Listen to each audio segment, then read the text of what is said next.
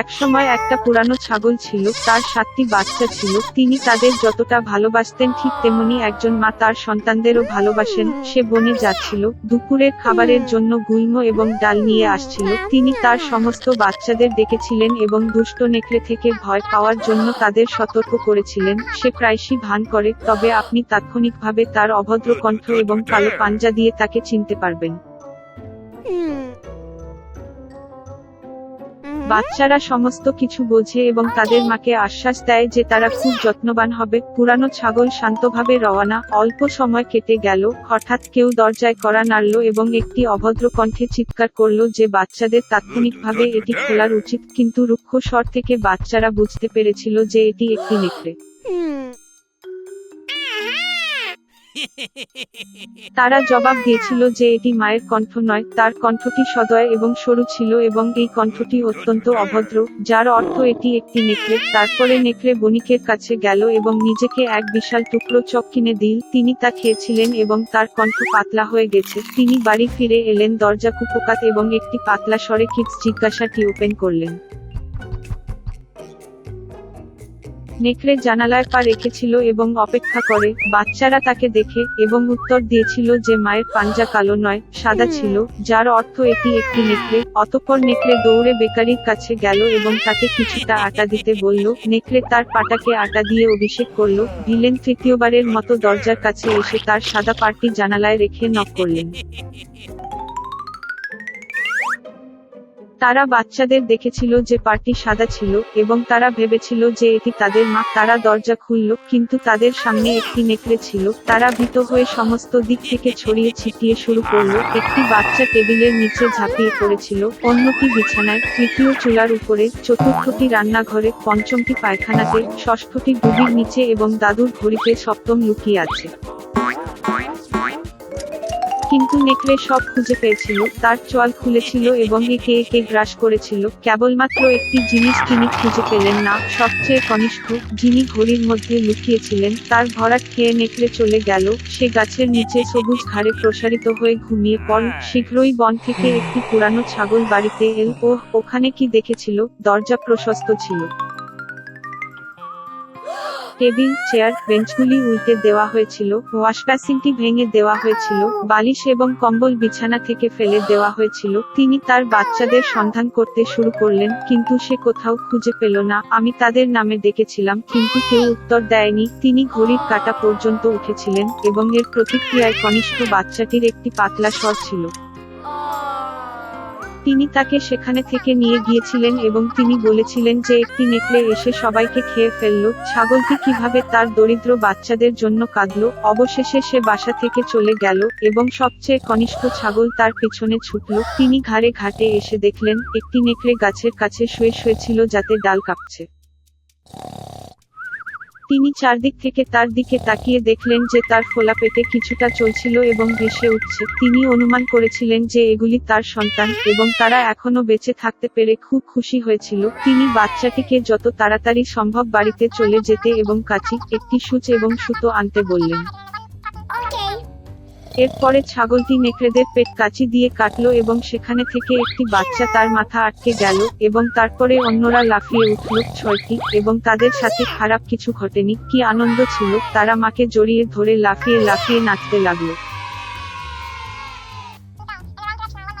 তারপরে বৃদ্ধা ছাগলটি বলল যে ঘুমন্ত অবস্থায় নেকড়েটিকে পাঠ শেখানো ভালো লাগবে। তারা পাথর টানল এবং নেকড়েদের পেটে ভরিয়ে তুলল। একটি পুরানো ছাগল তার পেট সেলাই করেছে, কিন্তু সে কিছুই লক্ষ্য করেনি, এমনকি কখনো সরেনি। নেকড়ে ঘুমিয়ে গেল, তার পায়ে গেল এবং তার পেটে এমন তৃষ্ণা অনুভব করল যে সে কূপ থেকে জল খাওয়ার সিদ্ধান্ত নিয়েছে। তিনি সবেমাত্র কূপের নিকটে গেলেন, জলের দিকে নেমে গেলেন এবং ভারী পাথর তাকে কূপের নিচে টেনে আনল। 7টি বাচ্চা এটি দেখে এবং তাদের মায়ের সাথে আনন্দে নাচতে শুরু করে। এভাবেই তারা দুষ্ট নেকড়েকে একটি পাঠ শিখিয়েছিল। একসময় সেখানে এক দরিদ্র বিধবা থাকতেন এবং তার একটি পুত্র ছিল জ্যাক এবং একটি গরু, বেলিয়ানকা। গরুটি প্রতিদিন সকালে দুধ দেয় এবং মা ছেলে তার বাজারে বিক্রি করে এবং তারা এভাবেই জীবনযাপন করত। কিন্তু একবার বেলিয়ানকা দুধ দেয়নি এবং তাদের কোনো খাবারই ছিল না। মা সিদ্ধান্ত নিল গরুটি বিক্রি করবেন এবং উপার্জন সহ একটি দোকান খুলবেন। জ্যাক তার হাতে লাগাম নিয়ে গরুটিকে বাজারে নিয়ে গেল।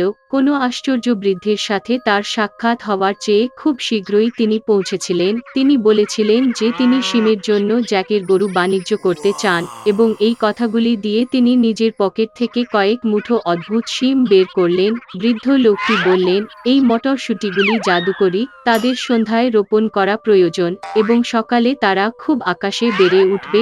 জ্যাক খুব আগ্রহী এবং সম্মত হন। ছেলে তাড়াতাড়ি বাড়ি এলো।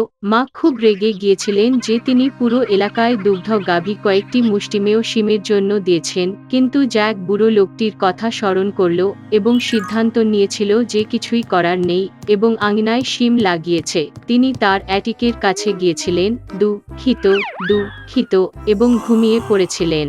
সকালে জ্যাক ঘুম থেকে উঠে উঠোনের একটি বড় গাছের মতো কিছু দেখতে পেলেন এবং এটি দেখা যাচ্ছে। তার মটরশুঁটিগুলি প্রস্ফুটিত হয়েছিল এবং বিশাল কাণ্ডটি আকাশে বড় হওয়া অবধি উপরের দিকে বাড়তে থাকে।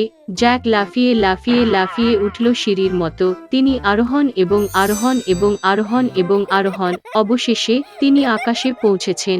সেখানে তিনি একটি দীর্ঘ এবং প্রশস্ত রাস্তা দেখেছিলেন যা তাকে একটি বিশাল দুর্গে নিয়ে গেছে।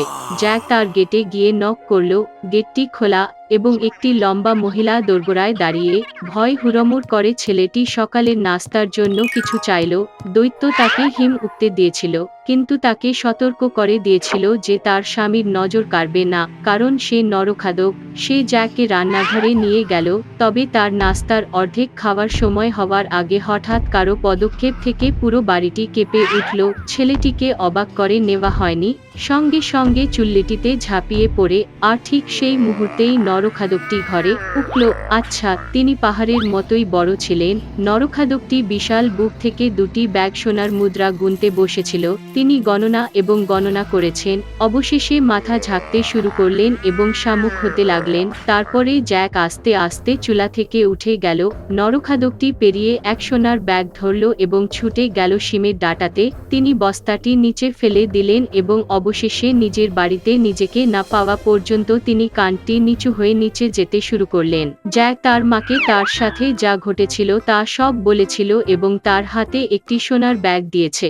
ব্যাগে যে টাকা ছিল তা নিয়ে তারা বেঁচে থাকতে লাগলো, কিন্তু শেষ পর্যন্ত ব্যাগটি খালি ছিল এবং জ্যাকটি আরও একবার তার ভাগ্যটি চেষ্টা করার সিদ্ধান্ত নিল শিমের উপরে। এক সকালে তিনি খুব সকালে উঠলেন এবং একটি শিমের উপরে উঠলেন। পুরুষ খাবার স্ত্রী বিশাল দুর্গের দ্বারপ্রান্তে দাঁড়িয়ে ছিলেন। তিনি বলেছিলেন যে তিনি তাকে নট উঠতে দেবেন না, কারণ শেষবার তার স্বামী এক ব্যাগ সোনার হাতছাড়া করেছিলেন। তবে সব মিলিয়ে তিনি দরিদ্র ছেলের প্রতি মমতা করলেন এবং তাকে দুর্গের মধ্যে লেট উঠিয়ে দিলেন। হঠাৎ কোনো দৈত্যের পাদদেশ শোনা গেল এবং জ্যাক আবার চুল্লিটিতে লুকিয়ে রইল। নরখাদকটি হিজুকে স্ত্রীকে বলেছিল যে মুরগি সোনার ডিম দেয়। দানবীয়রা এনেছিল এবং অগ্রে মুরগি শুইয়ে দেওয়ার নির্দেশ দিয়েছিল এবং সে সোনার ডিম দেয়। সন্তুষ্ট জায়ান্ট মাথা ঘোরানো এবং শামুক শুরু। তারপরে জ্যাক চুলা থেকে উঠে সোনার মুরগিটি ধরল এবং ছুটে গেল শিমের কাছে। ছেলে বাড়ি ফিরে গেল।